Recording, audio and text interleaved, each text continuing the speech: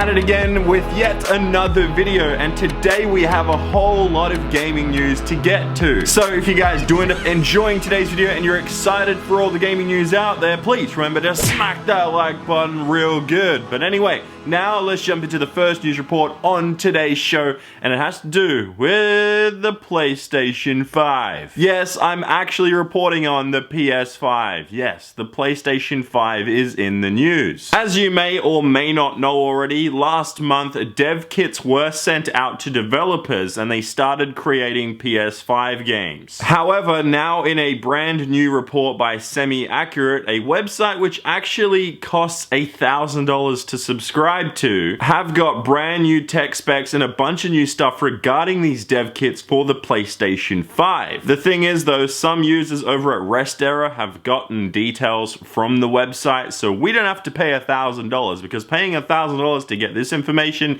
is ridiculous. We're getting it for free instead. So what are the specs? What are the details that we do have at hand? Let's take a look at them on screen right here. A quick summary of the PlayStation 5 article shows us some of the details right here. It uses AMD's Navi as its base architecture, not specifically using Navi though, it's just using it as the base architecture as it is stated. The CPU is a custom Zen CPU. Large amount of dev kits have apparently gone out. We already knew that, but that's just detailed right there too. The author in the article suggests a 2018 release of a PS5 is not out of the question based on the amount of devices released, as this is a sure sign that the launch is getting closer. And then they list a bunch of other stuff including VR and that, but it's kind of crazy. The stuff that is listed in this article, it's just truly nuts. But the big question here is, why on earth should we trust this website? Sure, it costs $1,000 to subscribe to,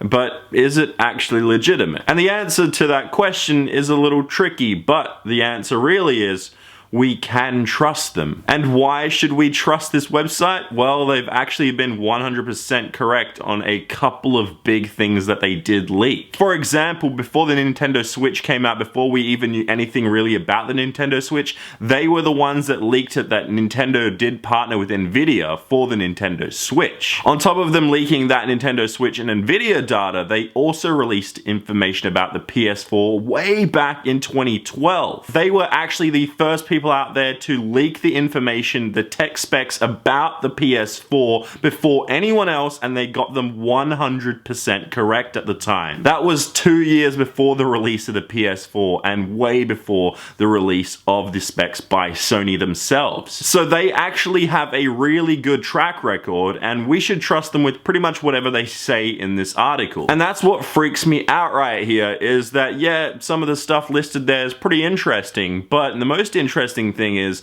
that we should be expecting the PS5 way sooner than we are expecting. Most analysts and insiders have the PlayStation 5 coming out sometime around 2020, which is a couple of years away, and it makes sense. It does seem like that's the life cycle of Sony's system right now, and it looks like we could expect the PS5 in 2020, but they're stating that we might even see it in 2018 or 2019, but I honestly don't think that's a realistic approach by Sony. I don't think that's necessarily going to be the thing. 2018 is just so out of the question, but it could happen because this website is pretty damn legitimate. But 2019, it seems like a real possibility now, especially since their track record with getting information correct. But I'm still going to stick with the 2020 release date. That's what I think.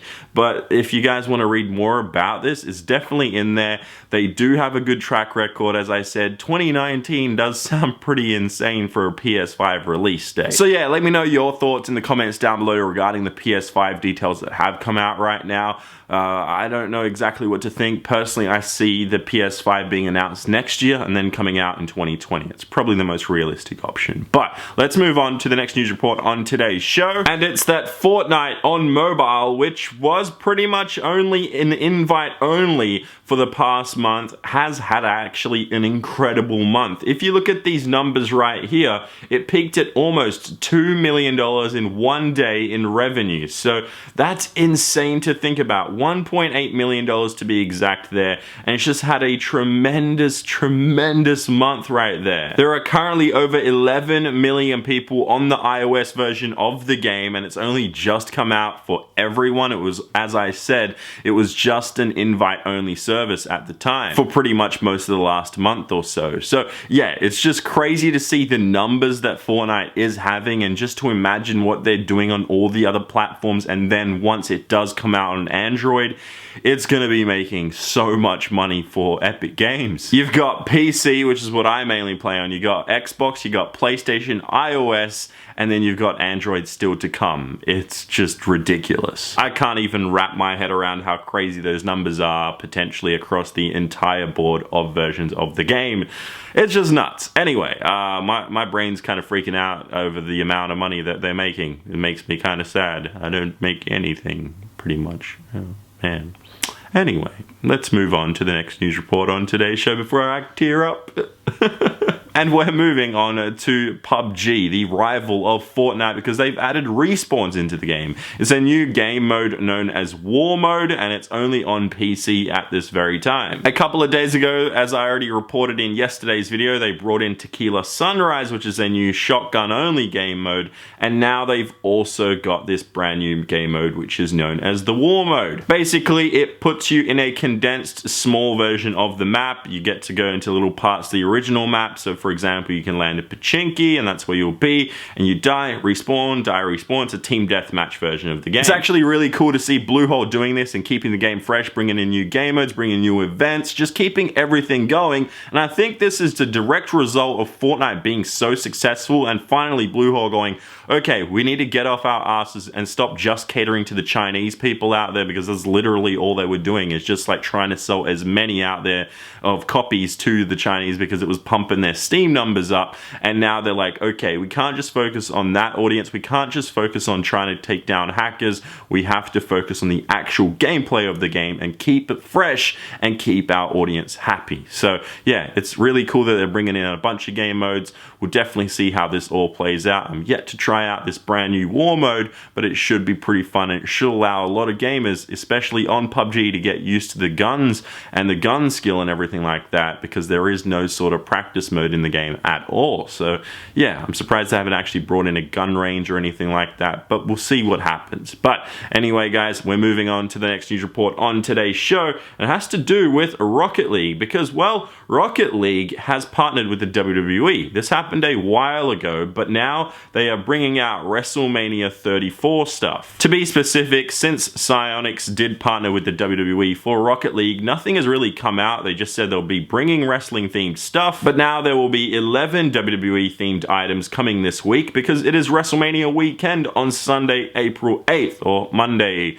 April 9th for us Australians. At the time of recording this video, we're not too sure exactly what all these items will be. You most likely get like John Cena, Roman Reigns, The Undertaker, Triple H, or something along those lines. We'll have to wait and see, but there are 11 themed, WWE themed, I should say, cars and stuff like that. So it'll be cool to get maybe like a WrestleMania arena too as the place that you play in, and maybe like a little ring in the middle or something. It'll be ridiculous to see how that does play out. But let's move on to our final news report on today's show, and it has to do with Splinter Cell getting a bit of a tease by Ubisoft. A brand new Ghost Recon Wildlands teaser video titled The Call actually shows off as Sam Fisher. We can hear the Splinter Cell main character Sam Fisher talk about a special operation in Bolivia, with the trailer announcing an April 9 date for its release. Now this is really cool because, well, we haven't seen a brand new Splinter Cell game since like 2013, so it's been